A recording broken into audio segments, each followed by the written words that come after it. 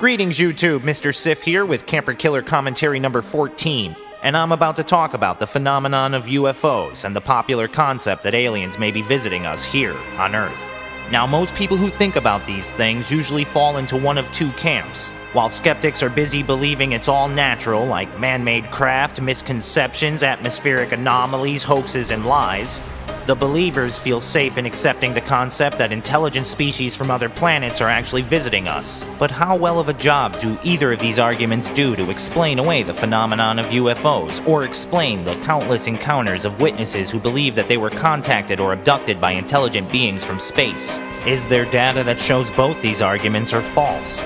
Is there a third argument worthy of attention? And is there a single non-crackpot scientist out there presenting such? Introducing Dr. Jacques Vallee, notable astronomer and advisor to NASA. With his PhD in computer science, he also was one of the first to map Mars. And he was the co-developer of ARPANET, which eventually became the Internet. His list of scientific accomplishments is so long we don't have enough time to cover them all. Let's just say if you have the balls to call him intellectually insignificant, you're an idiot. And anyone you're listening to about UFOs couldn't go toe-to-toe with Dr. Jacques Vallee. One day in 1955, his eyes saw a UFO above his home, and from that day forward, he became obsessed with the extraterrestrial hypothesis. Decades of looking into the UFO phenomenon has earned him the title of an expert in the field. No living man on planet Earth today can claim more UFO research than Doc Jack Vallee.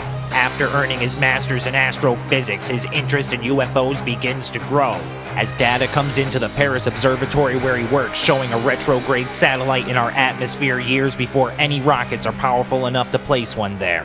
But Vallee and his team never got to analyze that data because one of his superiors came in and erased it without giving a reason why. Now, Jacques Vallee is not trying to say that this object was an extraterrestrial craft. He's also not saying it wasn't. But what he is trying to say is that the observatory was afraid to look deeper into the data because it didn't want to lose important funding or become a laughingstock within the scientific community. He figured that mainstream science was ignoring the UFO phenomenon for a reason, and he wasn't going to be part of that reason. And that sets the stage for the next 5 decades of Vallee's crusade to understand UFOs. For the majority of the 60s, Vallee believes that UFOs come from other planets and are operated by extraterrestrial beings from outer space. But by 1969, he changes his mind and starts to find that hypothesis asinine. He eventually arrives to a new conclusion that UFOs aren't from space but somewhere more elusive. He starts interviewing thousands of contactees and he can't see how these ETs can be from another planet. He can't manage to understand it. How do these craft appear and vanish? The evidence makes no sense. People been seeing these things in our atmosphere for over 10,000 years. Why are they even here? Look at it logically. If aliens are advanced technologically, why is it taking them so long to get the job done properly? And that's only one anomaly that makes the ET hypothesis look preposterous. So let's just stop with the nonsense and acknowledge what Jacques Vallee has to say. And ponder it. And I spend a lot of time listening to the witnesses. I don't interfere with what they tell me. What these people are telling me is that they've seen objects that seem to come out of nowhere and disappear into nowhere. It's not something that comes from the sky, in most cases. Certainly in the close encounter cases, boom, suddenly it's there. Or maybe there is a light over the backyard, and out of that light, something precipitates. That's a material object. Well, I don't know how to do that. This is not a spacecraft. This is much more than a spacecraft, okay? This is not NASA 50 years from now, okay? It's much, much more complex than that. And we haven't really dealt with that complexity intellectually in the literature. We just haven't done it.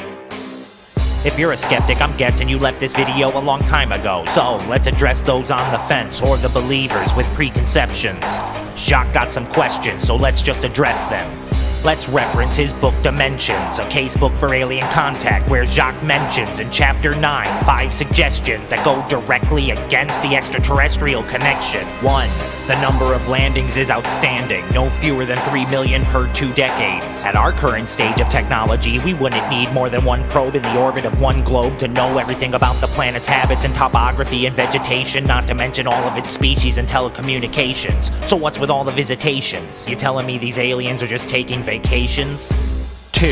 Let's look at what UFOs do. They move through objects, pop in and out of existence, defy physical logic, and quickly change direction in a way more akin to a holographic projection. 3. They usually look like you and me, breathe the same air and share similar biology. They don't even seem bothered by our gravity, walking around like they were born here naturally. And that's pretty weird, because science says we evolved here accidentally. I mean, there's no chance that they would resemble us almost identically. You get me? 4. What are the abductions for? Thousands of cases from hundreds of places. What kind of experiment needs that many unwilling participants, and why is their technique so primitive? Bordering on sadistic, sick, and belligerent. I mean, with our current instruments, we wouldn't need to be so twisted. We would just visit one of their hospitals for biological materials. Why are they being so hostile? 5. They hide throughout time. You can find them in our ancient writings, and they always seem to lie. Our modern sightings seem to match exactly. Goblins, demons, angels, fairies. And all the forms they take seem to vary on what a culture's ready to accept, and that's scary. Whether it's the sun disk seen by Akhenaten or Fatima's Blessed Virgin Mary. What do you know about UFOs? Are they friends? Are they foes? Where do they come from? Where do they go? What does the evidence show? What can we say about UFOs? Are they real? Are they a hoax? Who's inside them? Who's in control? Even Jacques Vallee don't know. Even though the evidence is stacked against the extraterrestrial hypothesis, believers still insist it's a logical conclusion. What's with the confusion? Well, Jacques assumes it has a lot to do with what the media's feeding you. In fact, when Steven Spielberg came up to him for advice on making Close Encounters of the Third Kind, Jacques kindly advised him against the extraterrestrial hypothesis. But let's quote word for word Spielberg's reply to this. You're probably right, but that's not what the public is expecting. This is Hollywood, and I want to give people something that's close to what they expect. F*** you, Spielberg. Vallée also says that the evidence suggests that there may be some highly advanced non-human intelligence behind some of the misdirection, that in some way it may benefit from the deception. And from the moment of humanity's conception, these entities have been endlessly messing with our heads and our belief systems. I'm not sure if I agree with him, but hey, he's Jacques Vallee and I'm just some dweeb listening. He even says it's worth considering that these false ETs have driven many of humanity's decisions, given Joan of Arc visions, civilization, religions. He calls this manipulation the control system. And the whole system seems to be put in place to sway the human race any way these fakes want us to take. And they can make and break how we feel. And now Vallée says they may want us to think aliens are real. What do you know about UFOs? Or underwater ones known as USOs? Are they here? Are we alone? What does the evidence show? Oh, what can we say about UFOs? Are they real? And if so, why's the acceptance of their presence grow? And even Jacques Vallee don't know. And even Jacques Vallee don't know. And even Jacques Vallee don't know. Where do they come from? Where do they go? And even Jacques Vallee don't know. Thank you very much. I only wish I had the answer. I think after an introduction like this, people want to know, well, you know, what are they? And as you know, I'll have to say that I still don't know.